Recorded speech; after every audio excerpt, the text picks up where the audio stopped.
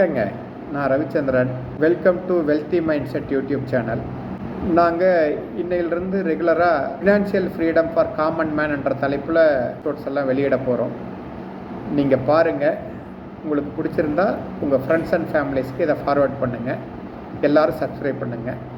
நன்றி, வணக்கம். இந்த பதிவுடைய ஒரே நோக்கம், யாரும் வயதான காலத்துல பாத்தீங்கன்னாக்கா அடுத்தவங்களை நம்பி இருக்கக்கூடாது, உங்களுடைய சொந்த காலில் நிக்கணும் அப்படின்ற ஒரு நல்ல எண்ணத்தோட இதை நாங்க உருவாக்கி இருக்கோம். வாங்க நம்ம பதிவுக்குள்ள போவோம். ஒரு ரிட்டையர்மெண்ட் லைஃப் அப்படின்றது பாத்தீங்கன்னாக்கா நம்மளுடைய வாழ்க்கையோட ஒரு பாகம். இந்த 10 வயசு வரைக்கும் ஸ்கூலுக்கு போறது, 20 வயசு வரைக்கும் பாத்தீங்கன்னாக்கா காலேஜுக்கு போறது, 20 வயசுல இருந்து 60 வயசு வரைக்கும் வேலைக்கு போறது, இதெல்லாம் மாதிரி 60 வயசுக்கு பிறகு இருக்கிற ஒரு ஓய்வு பெற்ற வாழ்க்கைன்றது நம்ம வாழ்க்கையோட ஒரு பாகம். அதனால அதை நினைச்சு யாரும் நம்ம பயப்பட தேவையில்லை. ஓய்வு வாழ்க்கைக்காக பாத்தீங்கன்னா நீங்க டே 1ல இருந்தே, அதாவது வேலைக்கு போக ஆரம்ப நாளத்துல இருந்தே நீங்க சேமிக்க ஆரம்பிச்சிருந்தீங்கன்னா, இல்ல இன்வெஸ்ட் பண்ண ஆரம்பிச்சிருந்தீங்கன்னாக்கா இது ஒரு பெரிய விஷயமா இருக்காது. ஏன்னு கேட்டீங்கன்னா, உங்களுக்கு லாங்கர் லைஃப், ஒரு மணி வளரணும்னாக்கா ஒண்ணு நீங்க டைம் கொடுக்கணும், இல்லாட்டினா அதிக பணத்தை போடணும்.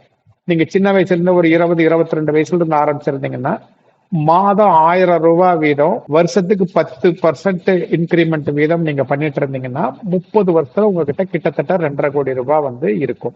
இதுக்குண்டான கால்குலேஷன்லாம் பாத்தீங்கன்னா பின்னாடி வரும். இதே உங்களுக்கு 5 கோடி ரூபாய் தேவைன்னாக்கா மாசம் 2000 ரூபாய் சேமிச்சீங்கன்னாவே பாத்தீங்கன்னாக்கா உங்களால 5 கோடி ரூபாய் ரிட்டையர்மெண்ட் கார்பஸை அடைய முடியும். நிறைய பேர் என்ன பண்றாங்கன்னா, அதாவது இந்த ஃபாரின்ல இருந்து வர்றவங்க, என்ஆர்ஐஸ், இந்த ஐடில வேலை செய்யறவங்க, அப்புறம் இந்த பப்ளிக் செக்டர் கம்பெனியில ஒர்க் பண்றவங்க, கவர்மெண்ட் எம்ப்ளாயீஸ், இவங்கெல்லாம் என்ன பண்றாங்கன்னா பாத்தீங்கன்னா அவங்களுடைய வேலை எப்பயுமே நிரந்தரம் அப்படின்ற மாதிரி ஒரு ஃபீல்ட்ல இருக்காங்க. அது உண்மை கிடையாது. இப்ப கவர்மெண்ட் எம்ப்ளாயீஸுக்குமே பாத்தீங்கன்னாக்கா பென்ஷன் கிடையாது. 2003க்கு அப்புறம் சேர்ந்த யாருக்குமே பென்ஷன் கிடையாது. ஸோ அதுக்கு முன்னாடி சேர்ந்தவங்க எல்லாம் கிட்டத்தட்ட பாத்தீங்கன்னாக்கா இப்ப ரிட்டையர்மெண்ட் ஸ்டேஜ்லயோ இல்ல 1 or 2 இயர்ஸ்ல ரிட்டையர் ஆகிற ஸ்டேஜ்லயோ தான் இருப்பாங்க. அதனால அவங்களுடைய வாழ்க்கையை பிற்காலத்துல ரிட்டையர்மெண்ட்டுக்கு அப்புறம் ஒரு சுயமரியாதை மிக்கதாகவும் ஒரு மகிழ்ச்சிகரமானதாகவும் இருக்கணும்னா அவங்க எப்படி பிளான் பண்ணும் அப்படின்றத இந்த பதிவுல நம்ம பார்க்க போறோம். அதே மாதிரி பாத்தீங்கன்னா ஓய்வுன்றது வேலை செய்யாமல் இருக்கிறது இல்ல, உங்களுக்கு விருப்பமான வேலையை நீங்க செய்யறது தான் முழுமையான ஒரு ரிட்டையர்மெண்ட்னு நாம வச்சுக்கணும். நார்மலா இன் ஜெனரல் பாத்தீங்கன்னாக்கா இந்த ஓய்வு பெற்ற வாழ்க்கை அப்படின்றது பாத்தீங்கன்னா வருமானம் நமக்கு இருக்காது. நாம ஏற்கனவே சம்பாரிச்சு வச்ச காசுலதான் நம்ம ஓட்ட வேண்டி இருக்கும். ஒருத்தர் 40 வருஷம் வேலை செய்யறாருன்னா கூட அவருக்கு பாத்தீங்கன்னாக்கா 480 சேலரி தான் வந்திருக்கும். அதாவது 20 வயசுல இருந்து 60 வயசு வரைக்கும் வேலை செய்யறவரு. அவரு அந்த பீரியட்ல அவருக்கு கல்யாணம் ஆகும், அவருக்கு குழந்தைகள் பிறக்கும், அவங்க பேரண்ட்ஸை அவங்க பாத்துக்க வேண்டிய நிலைமையில இருப்பாங்க. ஸோ அதனால அந்த 480 மாசத்துக்கு அவங்களுக்கும் பார்த்துக்கிட்டு அடுத்த 420 மாசத்துல இருந்து 480 மாசம் 60 வயசுக்கு பின்னாடி பாத்தீங்கன்னா 30ல இருந்து 40 வருஷம் உயிரோடு இருக்கிறதுக்கு வாய்ப்புகள் இருக்கு. இப்ப இருக்கிற அட்வான்ஸ் மெடிக்கல் டெக்னாலஜில பாத்தீங்கன்னாக்கா 30-35 வருஷம் வரைக்கும் ஈஸியா இருக்கலாம். ஸோ அந்த 420 மாசத்துக்கு உண்டான காசையும் நீங்க நீங்க வேலை செய்யறப்பயே சேர்க்க வேண்டி இருக்கும். ஸோ அதனால நீங்க சம்பாதிக்கிற ஒவ்வொரு பைசாவும் ஹார்ட் ஏர்ன்ட் மணி. அதை பாத்தீங்கன்னாக்கா பக்குவமா நீங்க இன்வெஸ்ட் பண்ணி உங்களுடைய வாழ்க்கையை சிறப்பானதா ஆக்கிக்கணும் அப்படின்றத இந்த பதிவுடைய முழுமையான நோக்கம். இப்ப நீங்க பணிகள் வேலையில இருந்து நீங்க ரிட்டையர் ஆயிட்டீங்க அப்படின்னாக்கா, இப்ப வேலை இல்லை அப்படின்ட்டு உங்க வீட்டுல நீங்க சொல்றத கூட யாரும் கேட்க மாட்டாங்க. பட் இதே உங்க கையில ஏதாவது ஒரு இன்கம் இருந்துகிட்டு இருக்கு அப்படின்னு சொன்னாக்கா உங்களுடைய ஆலோசனைகள் அதுல கண்டிப்பா ஒரு முக்கியமான ஒண்ணா எடுத்துக்கப்படும். ரெண்டாவது பாத்தீங்கன்னாக்கா உங்களுக்கு நெக்ஸ்ட் ஜெனரேஷன், இப்ப நீங்க வேலை இல்லாம வீட்டுல இருக்கிறீங்க, இன்கமும் இல்லை அப்படின்றப்ப நெக்ஸ்ட் ஜெனரேஷன் பாத்தீங்கன்னாக்கா உங்க இடத்த டேக் ஓவர் பண்ணிக்கும். ஸோ அவங்க பாத்தீங்கன்னாக்கா அவங்க தான் இன்னைக்கு பிரெட் வின்னர்ஸா இருப்பாங்க. நீங்க சொல்றத அவங்க கேட்காத மாதிரி உங்களுக்கு ஒரு ஃபீல் ஏற்படலாம். அதே மாதிரி பாத்தீங்கன்னா நீங்களுமே சொல்றதுக்கு தயங்குவீங்க. ரெண்டாவது 60 வயசு நீங்க ஆயிடுச்சுனாக்கா உங்களுடைய குடும்பமும் பெருசாயிடும். ஏன்னா உங்களுடைய குழந்தைங்களுக்கெல்லாம் மேரேஜ் ஆயிருக்கும். அடுத்தது உங்களுக்கு பேரன் பேத்திகள்லாம் இருப்பாங்க. உங்களுடைய உடம்பு இந்த சின்ன வயசுல இருந்த மாதிரி பாத்தீங்கன்னாக்கா அதே ஹெல்த்தியோட உங்களால இருக்க முடியாது. உங்களுடைய மருத்துவ தேவைகளும் அதிகரிக்கும். ஸோ நீங்க உங்களுடைய பெரிதான உங்க குடும்பத்தையும் நீங்க பார்க்க வேண்டியிருக்கும். உங்களையும் நீங்க வந்து பார்த்துக்க வேண்டியிருக்கும், உங்களுடைய ஃபியூச்சருக்கும் நீங்க வந்து பார்க்க வேண்டியிருக்கும். ஸோ அதனால ஒரு ரிட்டையர்மெண்ட் லைஃப்ன்றது கடைசி நாள்ல வர்றது இல்லை. எல்லாருமே நாம வந்து பார்க்குற மாதிரி பார்த்தீங்கன்னா நமக்கு மட்டும் வரவே வராது, அடுத்தவனுக்கு தான் இதெல்லாம் நடக்கும்னு நம்ம நினைச்சுக்கிட்டு இருப்போம். எவ்வளோ பெரிய கம்பெனில நீங்க வந்து எவ்வளோ பெரிய பொசிஷன்ல ஈவன் நீங்க கம்பெனியோட ஓனரா இருந்தாலுமே உங்களுக்கும் ஒரு நாள் ரிட்டையர்மெண்ட் உண்டு. அதை வந்து நீங்க வந்து புரிஞ்சுக்க முயற்சி பண்ணணும். எப்படி இதை வந்து பிளான் பண்ணலாம் அப்படின்னாக்கா, நார்மலா பாத்தீங்கன்னாக்கா டே ஒன்ல இருந்தே நீங்க வேலைக்கு என்னைக்கு சேர்றீங்களோ அன்னையில இருந்தே வந்து நீங்க ரிட்டையர்மெண்ட்டுக்கு பிளான் பண்றது தான் புத்திசாலித்தனமா இருக்கும். அதுக்காக இப்ப நான் இது வரைக்கும் பண்ணலைங்க, இப்ப எனக்கு 55 வயசு ஆயிடுச்சு, ஸோ இதுக்கு மேல என்னால பண்ண முடியாதுன்னா கண்டிப்பா வந்து பண்ண முடியும். ஆனா ஒண்ணு, ஒரு பணம் வளர்றதுக்கு நீங்க நேரம் கொடுக்கணும், இல்லாட்டினாக்கா பணத்தை கொடுக்கணும். அப்பதான் வந்து உங்களால அதிகமான வந்து கார்பஸ் வந்து சேர்க்க முடியும். நார்மலா வந்து பாத்தீங்கன்னாக்கா இப்ப ஒரு 10,000 ரூபாய் உங்க ஃபேமிலி செலவு ஆகிட்டு இருக்குன்னாக்கா அடுத்த 10 வருஷம் கழிச்சு அது 20,000 ஆகும். 30 வருஷம் கழிச்சு வந்து பாத்தீங்கன்னாக்கா 40,000 வேணும். இதை பேஸ் பண்ணி உங்களுடைய ரிட்டையர்மெண்ட் கார்பஸ் வந்து எவ்வளவு தேவைன்றதை நீங்க வந்து முடிவு பண்ணிக்கலாம். ஸோ இன் ஜென்ரல் பாத்தீங்கன்னா ஒரு வருஷ செலவு உங்க வீட்டுக்கு வந்து எவ்வளவு செலவாகுதோ அதுல இருந்து 200 மடங்கு உங்ககிட்ட வந்து பணம் இருந்ததுன்னா நீங்க வந்து ஒரு லீன் பேக்கெட்டோட வந்து ரிட்டையர் ஆக முடியும். இதே 400 மடங்கு இருந்ததுன்னா, அதாவது உங்களுடைய குடும்ப செலவு 10,000 ரூபாய் இன்னைக்கு ஒரு மாசத்துக்குன்னா 1,20,000 இன்ட்டு 200, ஸோ 2,40,00,000 இருந்ததுன்னா நீங்க வந்து பாத்தீங்கன்னாக்கா லீன் பேட்சா வந்து ரிட்டையர் ஆக முடியும். இதே வந்து பாத்தீங்கன்னா 4 கோடி ரூபாய் சேர்த்து வச்சிருந்தீங்கன்னாக்கா தாராளமா வந்து போதும். ஸோ உங்களுடைய செலவுக்கு ஏத்த மாதிரி தான் நீங்க வந்து பாத்தீங்கன்னாக்கா வருமானத்தையும் வந்து ஏற்படுத்திக்கணும். ஸோ இப்போ ஒரு கால்குலேஷன் நீங்க போட்டிருக்கோம். 30 வருஷம் 1993 வந்து வேலைக்கு சேர்ந்த ஒருத்தர் 2023 வரைக்கும் 30 வருஷம் 1000 ரூபாய் மேனிக்கு வருஷத்துக்கு 10% இன்கிரிமெண்ட் பண்ணி அவர் இன்வெஸ்ட் பண்ணிட்டு இருந்தாருன்னா அவர்கிட்ட வந்து 2,50 கோடி ரூபாய் வந்து இன்னைக்கு வந்து சாதாரணமா இருக்கும். ஸோ வெறும் 1000 ரூபாய் எவ்வளவு பெரிய மேஜிக் உங்க வாழ்க்கையில வந்து ஏற்படுத்தும்ன்றதை வந்து நீங்க புரிஞ்சுக்கோங்க. ரெண்டாவது வந்து பாத்தீங்கன்னா ஒரு ஃபேமிலி அப்படின்றதுக்கு பாத்தீங்கன்னா ஒரு எமர்ஜென்சி ஃபண்டு, அதாவது 6ல இருந்து 10 மாசத்துக்கு தேவையான ஒரு ஃபண்டு வந்து உங்களோட பேங்க் அக்கௌண்ட்லயோ இல்ல ஒரு லிக்விட் ஃபண்டாவோ இல்ல ஒரு கோல்டாவோ வச்சுக்கணும். உங்களுடைய ஃபேமிலி உங்களுக்கு பிரெட் வினரா இருந்தா நீங்க வந்து டேம் இன்சூரன்ஸ் ஒன்று போட்டு வச்சுக்கணும். ஒரு ஹெல்த் இன்சூரன்ஸ், ஏன்னா எல்லா எமர்ஜென்சியும் வந்து பாத்தீங்கன்னா இந்த ஹெல்த்தை பேஸ் பண்ணி தான் இருக்கும். திடீர்னு ஆக்சிடென்ட் ஆகலாம், இல்ல வீட்டில் இருக்கிற பொருள்கள் உடையலாம், என்ன மட்டும் நடக்கலாம். ஸோ அதுக்காக வந்து பாத்தீங்கன்னா ஒரு ஹெல்த் இன்சூரன்ஸ் வந்து நீங்க போட்டு வச்சுக்கிறது நீங்க அடுத்தவங்களை நம்பாம உங்க காலில் நீங்க நிக்கிறதுக்கு வந்து பெருசா வந்து உதவும். அதுக்கு அடுத்தது பாத்தீங்கன்னாக்கா இந்த ரிட்டையர்மெண்ட் கார்பஸ். ஸோ இது வந்து பாத்தீங்கன்னா உங்களையும் பாதுகாக்கும், நீங்களும் கடைசி வரைக்கும் ஒரு சுய கௌரவமான ஒரு வாழ்க்கையை வந்து வாழ முடியும். அதே மாதிரி உங்களுடைய லீகல் ஹேருக்கு உங்க காலத்துக்கு பின்னாடி மீதி இருக்கிற பணத்தை வந்து கொடுத்துட்டு போக முடியும். ஸோ இப்போ இது வரைக்கும் நீங்க பண்ணலன்னா நீங்க பயப்பட தேவையில்லை. இது மேலேயும் இதை தெரிஞ்சும் பண்ணாம இருக்கிறது தான் வந்து தவறு.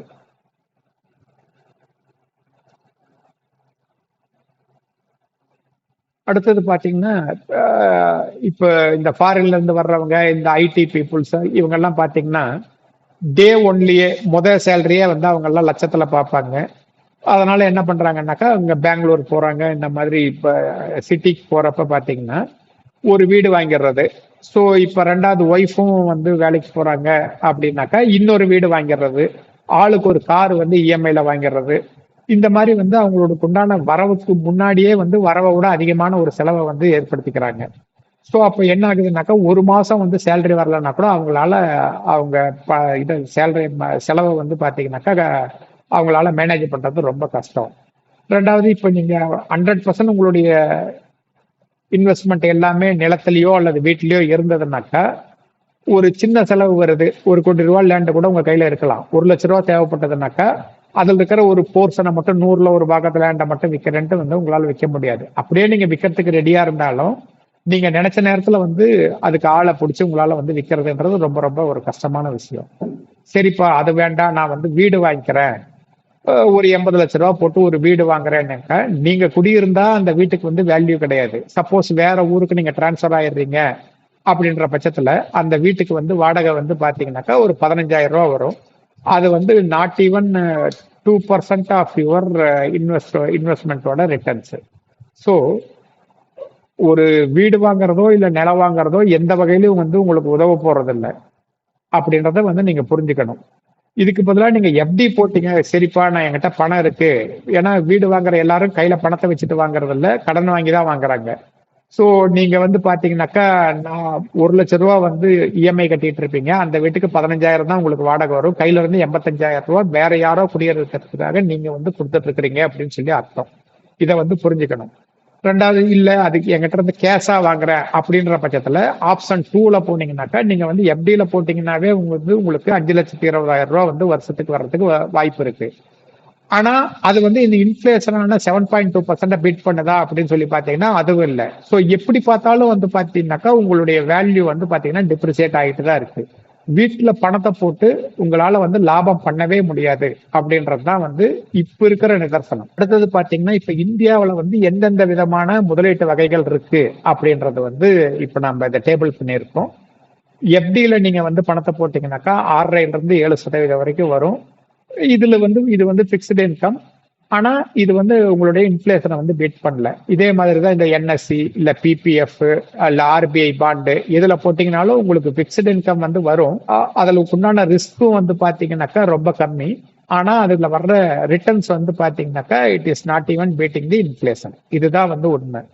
இதுல இன்ஃபிளேஷனை பீட் பண்ணக்கூடியது 2 ஐட்டம். ஒன்னு சீனியர் சிட்டிசன் சேவிங்ஸ் ஸ்கீம்ல போட்டீங்கன்னாக்கா இன்ஃபிளேஷனை பீட் பண்ணும், ஆனா மார்ஜினலி. என்பிஎஸ்ல போட்டீங்கன்னாக்கா ஒரு 2% வந்து இன்ஃபிளேஷனோட அதிகமா உங்களுக்கு கிடைக்கிறதுக்கு வாய்ப்பு இருக்கு. ஆனா பாத்தீங்கன்னா 60% பணத்தை தான் வந்து மெச்சூரிட்டி எப்ப எடுக்க முடியும். பாக்கி 40% வந்து பாத்தீங்கன்னா உங்களுக்கு வந்து ஆனுவிட்டியா தான் கொடுப்பாங்க, அதாவது ஓய்வூதியமா தான் கொடுப்பாங்க. அந்த 40% உங்க குடும்பத்துக்கு வந்து சேர போறது இல்லை. அது வந்து பாத்தீங்கன்னாக்கா எந்த இன்ஸ்டிடியூஷனோ அந்த இன்ஸ்டிடியூஷனே வச்சுக்கும் உங்களுடைய மறைவுக்கு பிறகு. இதுல 2-3 ஆப்ஷன் இருக்கு. ஒன்னு, நீங்க உங்க ஸ்பவுஸ் 2 பேருக்கும் சேர்த்து ஆனுவிட்டி போட்டுக்கலாம், இல்ல உங்களுக்கு மட்டும் போட்டுக்கலாம். இல்ல உங்க பசங்க, நீங்க, உங்க ஸ்பவுஸ் 4 பேர்த்துக்கு சேர்த்தியும் போட்டுக்கலாம். ஆனா அதுக்கு தகுந்த மாதிரி உங்களுடைய ரிட்டர்ன்ஸ் வந்து பாத்தீங்கன்னா குறைஞ்சிக்கிட்டே போகும். 4 பேர்த்துக்கு இருக்கிற வரைக்கும்னாக்கா 10,000 வர வேண்டிய இடத்துல 2,000 தான் உங்களுக்கு ஆனுவிட்டியே வரும். ஸோ இதுல வந்து இந்த ஒரு குழப்பமான ஒரு சூழ்நிலை இருக்கு. ஆனா ஒரு போர்ஷன் ஆஃப் யுவர் இன்வெஸ்ட்மெண்ட் வந்து பாத்தீங்கன்னா அதுல வந்து பண்ணலாம். உங்களுக்கு ரிட்டையர்மெண்ட் பெனிஃபிட் பண்ண ஒரு போர்ஷன் வந்து அதுல பண்ணலாமே தவிர மொத்தத்தையும் பண்ணலாமா அப்படின்னு பாத்தீங்கன்னாக்கா அது வந்து ஒரு சரியான முடிவா இருக்காது. ஸோ அசட் அலோகேஷன்ன்றது பாத்தீங்கன்னா இங்கதான் வந்து பிக்சருக்கு வருது. எங்கெங்க வந்து நீங்க பிரிச்சு இன்வெஸ்ட் பண்ணீங்கன்னாக்கா உங்களுக்கு வேணுன்ற அளவுக்கு, அதாவது ஒரு கௌரவமான வாழ்க்கை வாழ்றதுக்கு எவ்வளவு பணம் தேவைப்படுதோ அதையும் ஜென்ரேட் பண்ணிட்டு வெல்த் கிரியேஷனும் பண்ணிட்டு வெல்த் ப்ரொடெக்ஷனும் பண்ணிட்டு பண்ண முடியும் அப்படின்றது தான் அடுத்த ஸ்லைட்ல வந்து நம்ம வந்து பார்க்க போறோம். ஸோ இதுல அதுக்கு அடுத்த 2 பாத்தீங்கன்னாக்கா மியூச்சுவல் ஃபண்ட். இப்போ நீங்க ஹைபிரிட் மியூச்சுவல் ஃபண்ட்லயோ டெப்ட் மியூச்சுவல் ஃபண்ட்லயோ போட்டீங்கன்னாக்கா ஹைபிரிட்ல 12 to 15% ரிட்டர்ன்ஸ் வரதுக்கு வாய்ப்பு இருக்கு. குறைஞ்சபட்சம் ஒரு 7-10 வருஷம் நீங்க அதுல இருந்தீங்கன்னா. அடுத்தது ரிட்ன்றது வந்து பாத்தீங்கன்னா ரியல் எஸ்டேட் இன்வெஸ்ட்மெண்ட் ட்ரஸ்ட். இது வந்து ஒரு பிக்சட் இன்கம் பிளான். இதுல வந்து பாத்தீங்கன்னா 15% இப்ப சாதாரணமா கிடைக்குது. அதிகபட்சமா 18% வரைக்கும் அதுல கிடைக்குது. ஸோ இது வந்து நிறைய பேருக்கு இந்த விழிப்புணர்ச்சி இல்லாததுனால யாரும் வந்து பாத்தீங்கன்னாக்கா இதுல வந்து இன்வெஸ்ட் பண்றது இல்லை. ஸோ இதை வந்து தெரியப்படுத்தணும் அப்படின்றதா இந்த பதிவுடைய ஒரே நோக்கம். நீங்க இப்ப நான் என்ன சொல்ல வர்றேன்னா, நார்மலா இப்ப உங்க கையில வந்து ரிட்டையர் ஆகி ஒரு பெரிய கார்பஸ், இதுதான் உங்களுடைய லைஃப் லைன். கடைசியா வந்து நீங்க வேலை செய்யறதுக்கு உங்களுக்கு கிடைக்கக்கூடிய பெரிய பணம். இதை வச்சுதான் உங்களுடைய பேலன்ஸ் வாழ்க்கை பூராமே வந்து நீங்க கழிக்கணும்ன்ற பட்சத்துல நீங்களா ஒரு சுய மருத்துவம் பார்த்துக்காம, அதாவது நீங்க ஒரு முடிவு பண்ணி ஒண்ணு போடாம ஒரு பினான்சியல் கன்சல்டன்ட், உங்க பக்கத்துல இருக்கிற ஏதாவது ஒரு பினான்சியல் கன்சல்டன்ட் அணுகி அவங்க கிட்ட வந்து பாத்தீங்கன்னாக்கா இதுக்கு ஒரு பிளான் வாங்கிட்டு நீங்க வந்து செயல்படுத்தினீங்கன்னாக்கா உங்களுடைய ஃபியூச்சர் வந்து நல்லா இருக்கும். இது இப்ப நாம வந்து ஒரு கம்பேரிசன் வந்து போட்டிருக்கோம். 60 லட்சம் ரூபாய் வந்து ஒருத்தருக்கு ரிட்டையர்மெண்ட் பெனிஃபிட் வருதுன்னா அதை வந்து 3 சினாரியாவா நம்ம வந்து பண்ணியிருக்கோம். பிக்சட் இன்கம்ல பாத்தீங்கன்னாக்கா ஒரு ரிட்ல ஒரு 30 லட்சம் ரூபாய் போட்டாருனாக்கா அவருக்கு கிட்டத்தட்ட 36 லட்சம் ரூபாய் வந்து பணம் வந்து கிடைக்கும் ஒரு மாசத்துக்கு. அதே மாதிரி இந்த வெல்த் ப்ரொடெக்ஷன் இந்த சீனியர் சிட்டிசன் சேவிங் ஸ்கீம்லயோ என்பிஎஸ்லயோ போட்டாக்கா ஒரு 15 லட்சம் ரூபாய் போட்டாக்கா 12,000 ரூபாய் வந்து கிடைக்கும். ஸோ 48,000 ரூபாய் மாசம் வந்து நீங்க எடுத்துக்கலாம். பேலன்ஸ் இருக்கிற ஒரு 15 லட்சத்தை வந்து பாத்தீங்கன்னா வெல்த் கிரியேஷனுக்காக நீங்க வந்து ஹைபிரிட் மியூச்சுவல் ஃபண்ட்ல வந்து இன்வெஸ்ட் பண்ணீங்கன்னாக்கா ஒரு 12-15% வரைக்கும் கூட வந்து rate of return on investment வந்து உங்களுக்கு கிடைக்கிறதுக்கு வாய்ப்பு இருக்கு.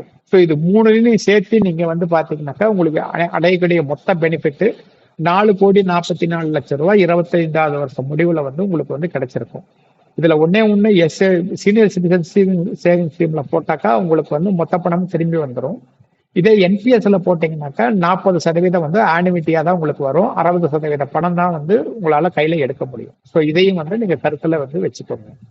ரெண்டாவது சினாரியோல பாத்தீங்கன்னாக்கா ஒரு 10 லட்ச ரூபா ரிட்டிலையும் 30 லட்ச ரூபா வந்து நீங்க சீனியர் சிட்டிசன் சேவிங் ஸ்கீம்லயும் ஒரு 20 லட்ச ரூபா வந்து பாத்தீங்கன்னாக்கா இந்த ஹைபிரிட் மியூச்சுவல் ஃபண்ட்லயும் போட்டீங்கன்னாக்கா 36,000 ரூபா வந்து உங்களுக்கு மாசம் வந்து கையில வந்து செலவுக்கு கிடைக்கும். 25 வருஷம் முடிவுல வந்து பாத்தீங்கன்னாக்கா கிட்டத்தட்ட 5 கோடி ரூபா 4,88,00,000 ரூபா வந்து வரைக்கும் வந்து உங்களால வந்து பணத்தை கிரியேட் பண்ணியிருக்க முடியும். மூணாவது சினாரியோ பாத்தீங்கன்னா நிறைய பேர் இதை தான் வந்து பண்றாங்க. ஏன்னா கன்வென்ஷனல் மெத்தட் என்பிஎஸ்லயே எல்லா பணத்தையும் போட்டுறது. என்பிஎஸ்லயே போட்டீங்கன்னாக்கா 48,000 ரூபா வந்து உங்களுக்கு கிட்டத்தட்ட கிடைக்கும். ஆனா 25 வருஷம் முடிவுல வந்து பாத்தீங்கன்னா 40% பணம் உங்களுக்கு வராது. டோட்டலா உங்களால ஏற்படுத்திக்கக்கூடிய கார்பஸ் வந்து பாத்தீங்கன்னாக்கா 180 லட்சம் தான் உங்க டோட்டலா அந்த 25 வருஷத்துல நீங்க வந்து மொத்தமா அனுபவிக்கக்கூடிய பணம். இதுல இந்த 180ன்றதுல வந்து பாத்தீங்கன்னா 180, 488, 444 இதை நீங்க எடுத்துக்கிட்டாலுமே இது வரைக்கும் நீங்க கேஷா வாங்கினது பிளஸ் வெல்த் கிரியேட் ஆனது இது ரெண்டையும் சேர்த்து தான் வந்து போட்டிருக்கோம். சோ இப்ப இதுல இருந்து நீங்க பாக்குறதுல புரிஞ்சுக்கிறது என்னன்னா, கையில மாசத்துக்கு அதிகமா பணம் வேணும்ன்றவங்க சினாரியோ ஒன்னுலயும், மாசத்துக்கு சுமாரான பணம் வேண்டுறவங்க சினாரியோ 2லயும் வந்து இன்வெஸ்ட் பண்ணாக்கா அவங்களுடைய கார்பஸும் வளரும், மாதம் மாதம் அவங்களுக்கு தேவையானதும் வந்து கிடைக்கும் அப்படின்றதான் இதுல இருந்து தெரிஞ்சுக்கக்கூடிய உண்மை. ஓய்வு பெற்ற வாழ்க்கையில வந்து பாத்தீங்கன்னாக்கா ஒரு 3 இலக்கு நீங்க டார்கெட் வந்து பிக்ஸ் பண்ணிட்டு நீங்க மூவ் பண்ணீங்கன்னாக்கா உங்களுடைய ஓய்வு பெற்ற வாழ்க்கை வந்து பாத்தீங்கன்னா ஒரு பாதுகாப்பானதா இருக்கும். ஒண்ணு, நீங்க வந்து வெல்த் ப்ரொடெக்ஷன் பண்ணணும். ஏன்னா அதுதான் உங்களுக்கு கடைசியா இருக்கிற பணம். ஸோ ஒரு போர்ஷனா அந்த பணத்தை வந்து பாத்தீங்கன்னாக்கா பிக்சட் இன்கம்ல வந்து நீங்க இன்வெஸ்ட் பண்ணலாம். அடுத்தது வந்து பாத்தீங்கன்னாக்கா ஒரு போர்ஷனை வந்து வெல்த் கிரியேஷனுக்கு போடலாம்.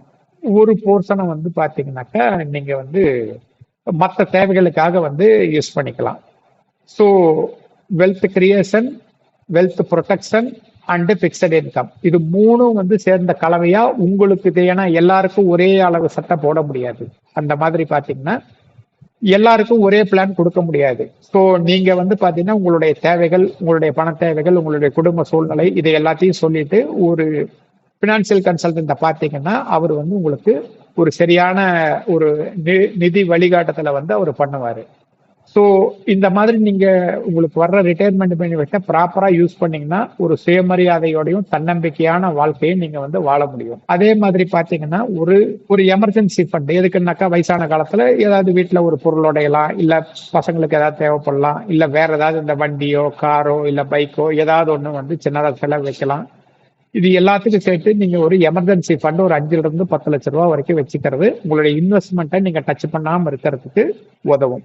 ஸோ அதனாலதான் எமர்ஜென்சி ஃபண்டோட மெயின் ரீசன் வேலைக்கு போறவங்கன்னா அவங்களுடைய அன்றாட செலவுகளை பார்த்துக்கிறதுக்கு எமர்ஜென்சி ஃபண்ட் வேணும். ஓய்வு பெற்றவங்கன்னாக்கா இந்த மாதிரி அன்ஃபோர்சீன் எக்ஸ்பென்சஸை மீட் பண்றதுக்கு அது தேவைப்படும். ஸோ இப்ப இதுல இருந்து நம்ம தெரிஞ்சுக்க வேண்டியது என்னன்னா, ஒரு ஓய்வு பெற்ற வாழ்க்கைன்றது வாழ்க்கையோட ஒரு பாகம். ரெண்டாவது, நாம அதை வந்து ப்ராப்பரா அசட்டை அலோகேட் பண்ணி நாம வந்து இன்வெஸ்ட் பண்ணிட்டோம்னாக்கா பணமும் மாதம் கைக்கு வரும். நீங்க போறப்போ உங்களுடைய வாரிசுதாரர்களுக்கு ஒரு பெரிய கார்பஸையும் விட்டுட்டு போகலாம். இருக்கிற காலத்துல மரியாதையா வந்து நம்ம வாழ்ந்துட்டு போகலாம் அப்படின்றத இந்த பதிவுடைய நோக்கம். இதுல ஏதாவது உங்களுக்கு சந்தேகங்கள், நாங்க ஏதாவது உங்களுக்கு வழிகாட்ட முடியும் அப்படின்னாக்கா இந்த கீழே தெரிகிற நம்பருக்கு வந்து எங்களை கூப்பிடுங்க. இதுக்கு மேன்மேலும் அடுத்தடுத்த பதிவுகள் வந்து வந்துகிட்டே இருக்கும். அதனால சப்ஸ்கிரைப் பண்ணி வச்சிங்கன்னாக்கா எங்களுடைய அடுத்த பதிவுகள் உங்களை வந்து அடையும். எல்லாரும் இந்த பதிவு முழுசாக பார்த்துருப்பீங்கன்னு நம்புகிறேன். உங்களுக்கு பிடிச்சிருக்குன்னு நினைக்கிறேன்.